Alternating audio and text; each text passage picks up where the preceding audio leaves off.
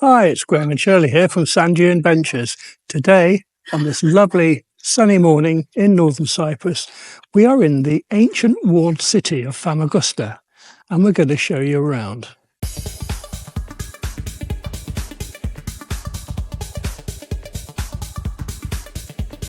Hi there, we're starting today's vlog off on the top of the Othello Tower on the walls overlooking the harbour of Famagusta. Of course, Othello's tower was made famous by Shakespeare in his play Othello. I'm going to quote some words now from the Famagusta Walled City Association, which seem most appropriate. Shrouded in mystery and legends, Famagusta's turbulent history reveals how a minor Byzantine fishing port grew into one of the richest and most important cities of the later Middle Ages. Welcome to an outdoor museum where visitors can walk amongst the noble and majestic ruins of historic Cyprus. Here is a place where medieval Gothic art survives in an impossibly romantic setting, where palm trees, bougainvillea and the Mediterranean Sea provide a backdrop for some of the finest Frankish and medieval architecture that survives in the region.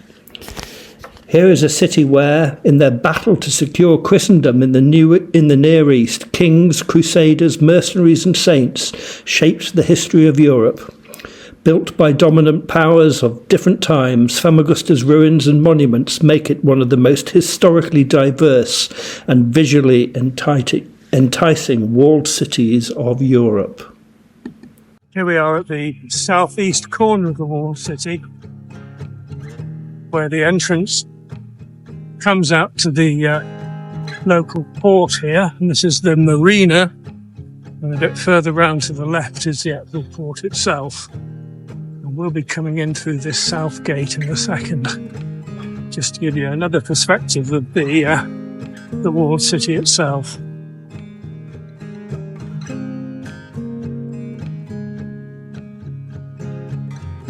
We see the big walls, and atop the wall here is a huge lighthouse which acts as the guide for the harbour. Coming back down and round, there's Famagusta Limani, the Famagusta port, and the entrance over there you can see back into the walled city. Now, the walled city has a fascinating history, and as we walk you around the walls, I'll explain some of that to you. Cyprus is such a key place because it's strategically placed on the border of 3 continents, and it's been a stepping stone for many cultures throughout its history. It's only 100 miles off the coast of Syria. Between 12 and 1600 AD, it became the richest city in the whole world. It has 365 churches, a medieval castle, and 3.5 kilometres of walls. As we go along to Othello's castle, I'll explain a bit more. In the year 1095, Pope Durlan II asked for the removal from the Holy Land of all the Muslims. Cyprus became a staging post for King Richard the Lionheart, who led the First Crusade. And in 1099, Europeans took over all the major sites of Cyprus. It was a centre for the spice and silk routes. Richard the Lionheart conquered it and then gave it to the French Lucernans, who had it for 3 centuries. During this time, Famagusta became the most popular trading route for Arabs, Greeks, French, Italians and Turks. And by the 14th century, it had 365 churches, and as I said before, the world's richest city. The castle faced, or the walled city faced the sea. On the other 3 sides, it was landward, so they built a huge moat all the way round, which was 1 mile long, and the strongest bastions were built in each corner. And if you look closely, you can still see cannonballs in the walls. Apparently in 1578, the Ottoman Turks attacked the city in a year-long siege. They fired 150,000 cannonballs, which hit many of the churches, and of course caused quite a lot of significant damage. Now we're just entering Othello's castle. Apparently it was owned by a Venetian captain, Nicolai Foscarino, and was built with pure Italian Renaissance. The entrance, as you can see, has a Venetian lion above it, and it was made famous, of course, by William Shakespeare.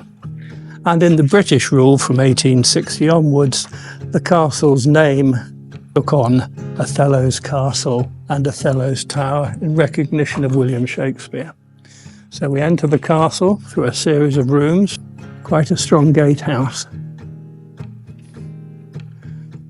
into an open courtyard, and the castle itself stands before us, which is quite an imposing sight. We'll go and have a look inside. As we come inside here, we come into quite an imposing and stunning vaulted ceilinged hallway. The main occupants appear to be pigeons these days, but it's quite an impressive building. And in here, there are a lot of bits of information which tell you about what reconstruction work is going on at the moment. There's an awful lot of work going on now to restore a lot of the stuff here in the walled city. Walking down to the end here, I think we've got an example of a very old cannon, which you can see was built in a very sort of rudimentary style. Here we are at the top of the Othello castle, and see how it faces out to sea. So as any ships came into this harbour, it must have been quite an imposing view facing people as they arrived here. It was a Venetian stronghold. And as we go around here, you can see the length of the walls to the south, and again as I pan across the city, you can see the vast number of old churches and structures that still survive here.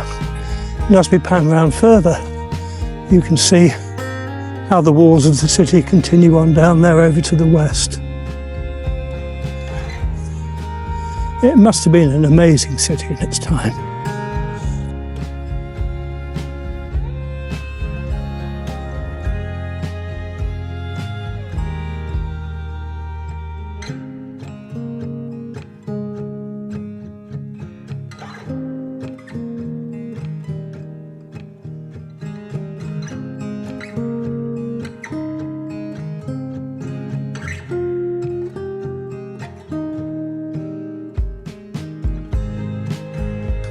Now, walking around the walls just on from the Othello castle is the Diamante bastion, which is on the northeast corner of the thing, and just over the wall here.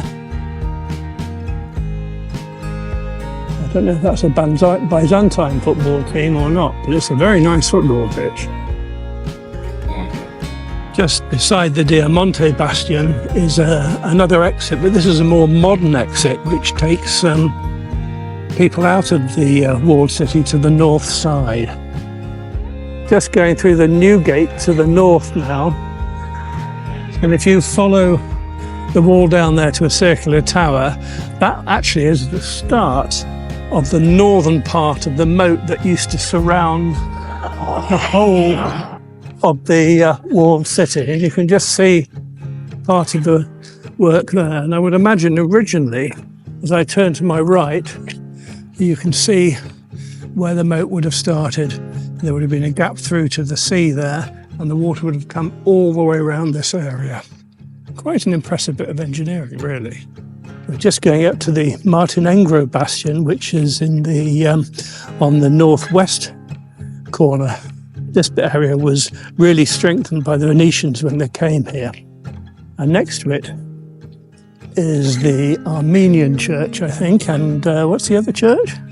Carmelite church. And the Carmelite church.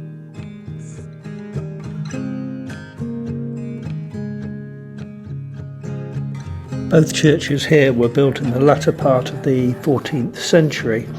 St. Peter Thomas was buried here in 1366.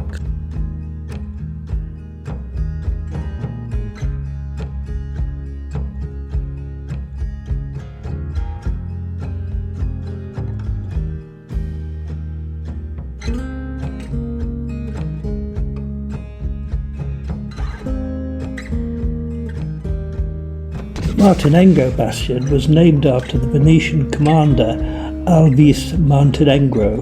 It's the main bastion of that period's Venetian artillery, and it's quite an incredible building, built to the highest standards of architecture for castles at that particular time, and must have been quite a formidable sight.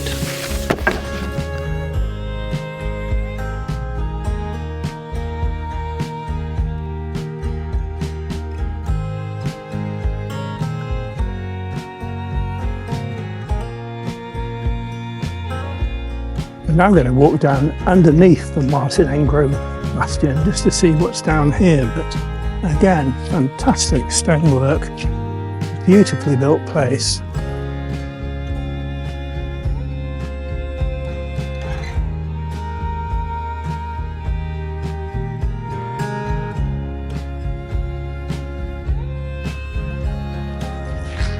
Very ingeniously built.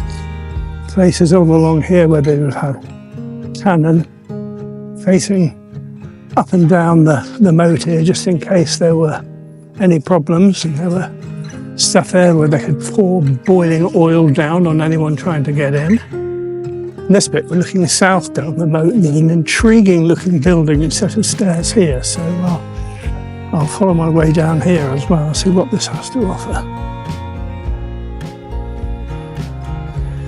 Again, that's quite a long way down, and I don't think there's a way through to have a look. We're now walking towards the Nestorian church. This church was built in the mid-14th century. It was given to Orthodox community in British colonial times, and then known with the name of Agios Georgios Exorinos. And we are walking into the church itself. What a beautiful little church this is. There are still some frescoes on the walls here, which are quite incredible. They've obviously been stabilised somehow. The church.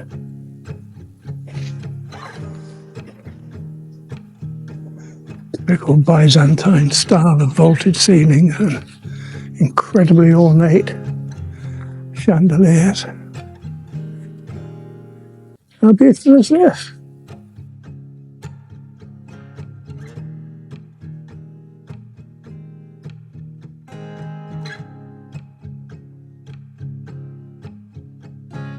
Unusually, there are two churches very close together here. They're believed to belong to the Knights Hospitallers and the Knights Templars. When the Knights Templars fell out of favour big time with the Catholic Church, the Catholic Church gave the Templars Church to the Hospitallers. What's amazing is as you walk back down in towards the centre of the walled city, or the commercial centre, you're still surrounded by magnificent old buildings. This here is the old Pasha Hamam.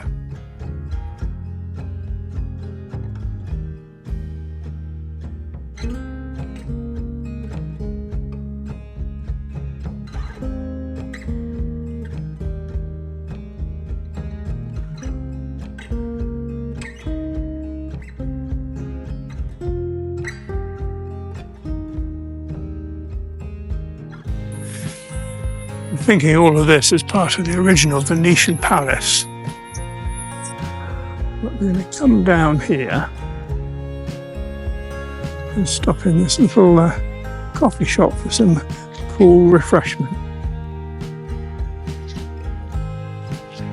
You can see the great mosque behind us, which we'll look at a bit later on.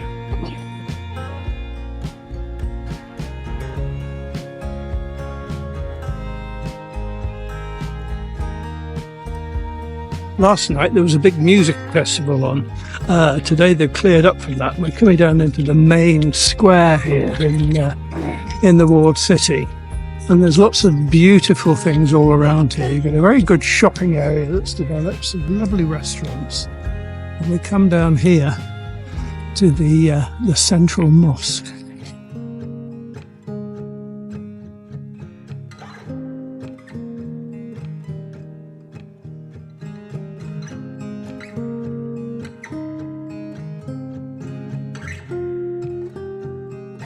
is currently playing in the mosque, so unfortunately we're unable to go in and have a look. But we'll just have a wander around. And so we've got through these beautiful arches here. Oh, I think there's an old hearse there. I might take a wander down. Just walking down the side of the mosque now, which used to be the St. Nicholas Cathedral. And obviously this is the east side, and this side faces Mecca. So this end of the church, cathedral now, is the most important one for the Muslim faith, whereas before, the end of the cathedral facing towards the port was the Christian end, and that's been moved round. We have just come across the St. George of the Greeks church, so we're going to wander around the front here and take a look. As you see, some of these lovely old Ottoman villas here as we walk up along here. This church was built in the 1360s by the Lusanians. It's a prime example of a beautiful church from that period.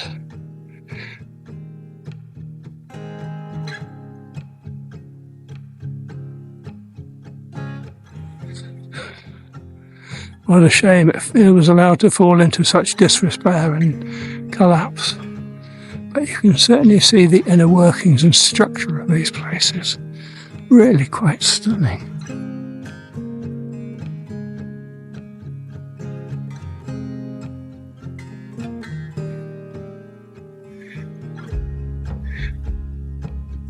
These huge columns that you can see here, going all the way down what I suppose the nave, must have been the columns that held up the arches and the roof originally.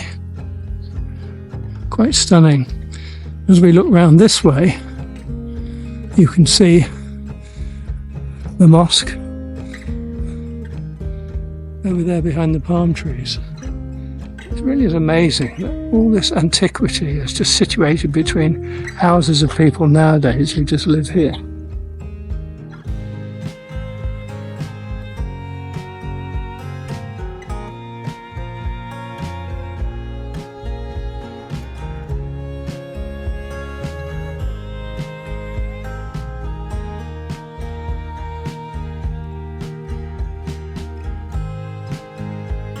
We just walked through a load of back streets and we find ourselves now coming out on the southern wall of the walled city now. We're going to wander up to the top here and show you the south gate, which is often the main entrance people come into the walled city. We've been staying in the Famagusta area for the last 3 or 4 days, and we've made a base here in the old walled city in a beautiful little boutique hotel called La Regina. We're just coming up to it now. It's a beautifully restored old Cypriot house, incredibly comfortable, run by an absolutely lovely couple.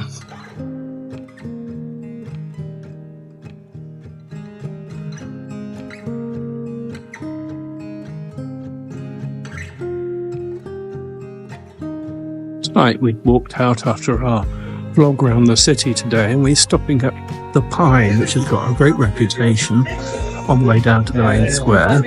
Shirley's already arrived and got a seat, so I'll join her.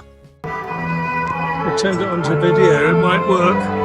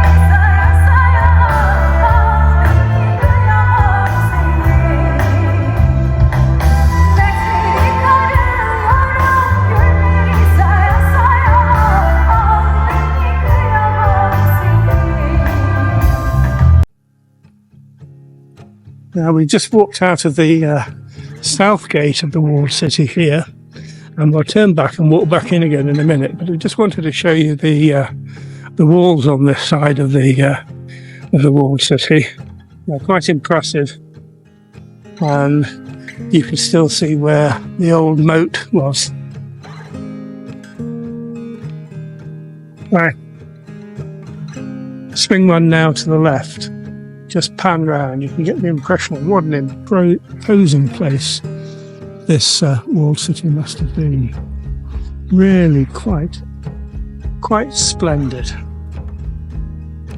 Just panning again now on the west side of the south wall, coming to the south gate entrance, and you can see the old bridge which would have taken people across the moat when it was surrounding the city. This is such a lovely place. Now, we've been coming here 2 or 3 times a year now, perhaps for the last 18 years. And often as we drive through this gate, we park quite close by and stop off with a coffee here at the Tatney Hyatt Coffee House.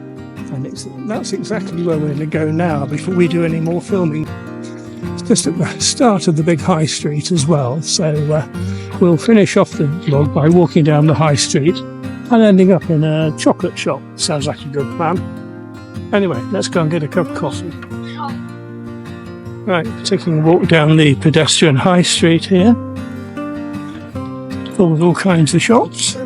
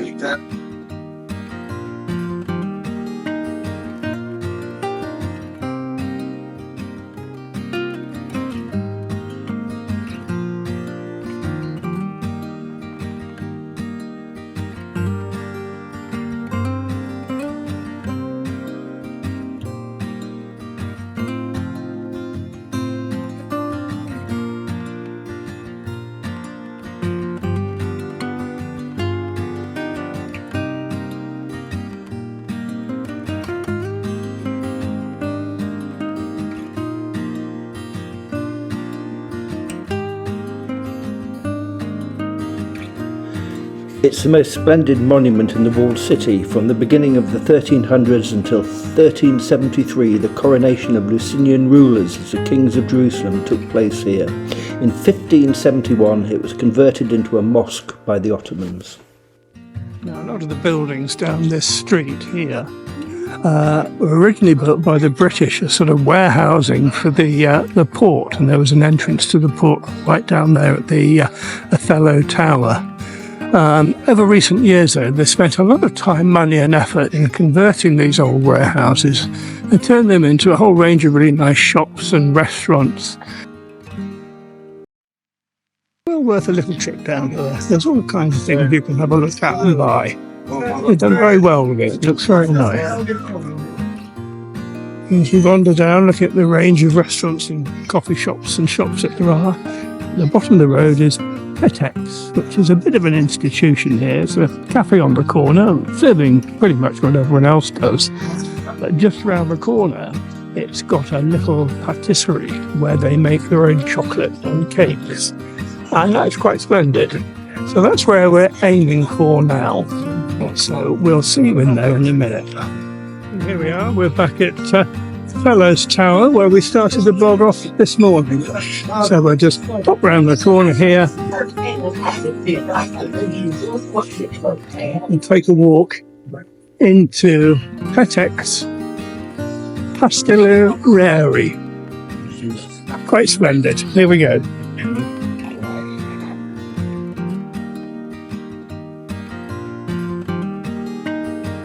As you can see, the wonders of Turkish delight.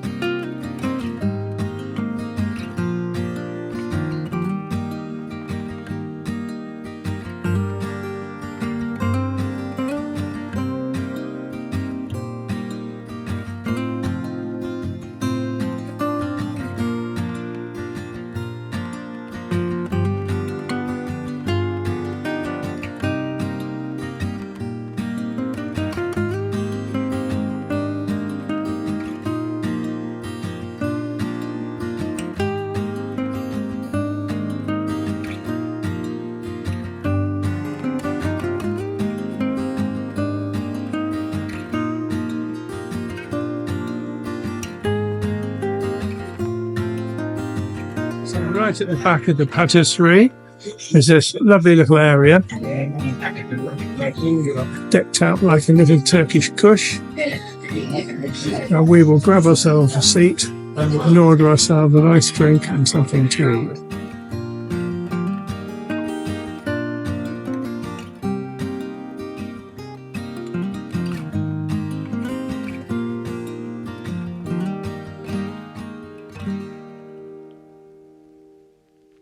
We've had an amazing trip around Famagusta today. I hope you've enjoyed coming with us on our travels. Seen so many things that we've actually not seen before, so it's been a great time for us to really explore the city in a bit more detail.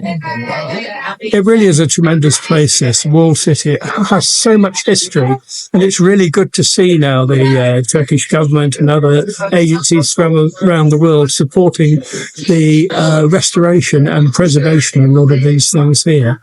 Do come and visit it. The more people who come, the more money is generated to help these things. We're going to sit down now, have a nice coffee in a rather large cave. And all it reminds me to say to you is thank you very much again for watching. We hopefully will see you in the next video. And in the meantime, please don't forget to subscribe, press the like button and pass the link on to all your friends. That really helps us develop the channel and create more videos like this one for you all. Thanks very much again. Bye for now.